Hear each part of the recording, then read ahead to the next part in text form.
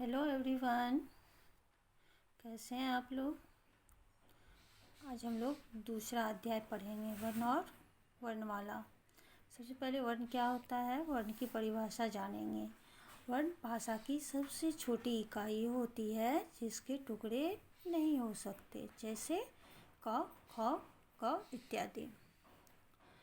वर्ण के प्रकार, वर्ण के दो प्रकार होते हैं। कौन कौन से? स्वर वर्ण और व्यंजन वर्ण।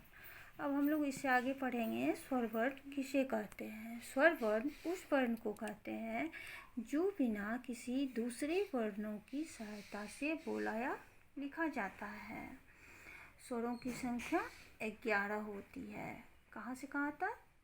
अ, आ, ई, उ, ऋ, ए, ऐ, ओ, औ को स्वर वर्ण कहते हैं। इसको गिन के देख लेते हैं 11 होती है कि नहीं।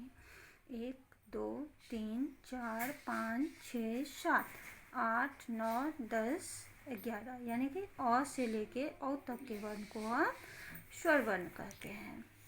ये बिना किसी दूसरे वर्णों की सहायता से बोला या लिखा जाता है। जैसे मान लो अ बोलते हैं तो अ में और दूसरा कोई वर्ण नहीं आ रहा है। आ बोलते हैं तो कोई दूसरा वर्ण नहीं आ रहा है, यानी कि ये स्वर वर्ण हुआ।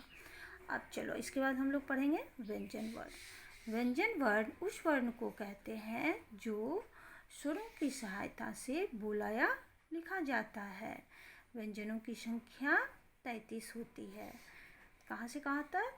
क, ख, ग, घ, अंग, च, छ, ज, झ, य, ट, ठ, ड, ढ, न, त, थ, द, ध, न, प, फ, ब, भ, म, यानी कि क, य, र, इसके बाद भी है य, र, ल, व, तलव श, दंत स, दंत स, ह, यानी कि क से लेके ह तक के वर्ण को हम व्यंजन वर्ण कहते हैं।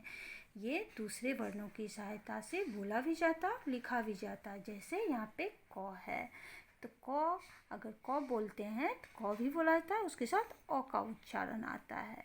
जैसे अगर हम क लिखेंगे तो क प्लस अ बराबर क होगा। ठीक है, यानी कि ये स्वर वर्ण, ये अ स्वर वर्ण है और इसकी सहायता से ये बोला भी जाता है और लिखा भी जाता है। तो यहाँ तक हम लोग समझ गए। अब हम लोग पढ़ेंगे वर्णमाला।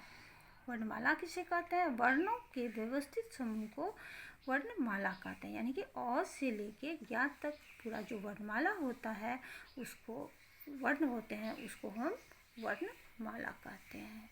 ठीक है, आप लोग इसको लर्न करोगे इससे आगे वीडियो में।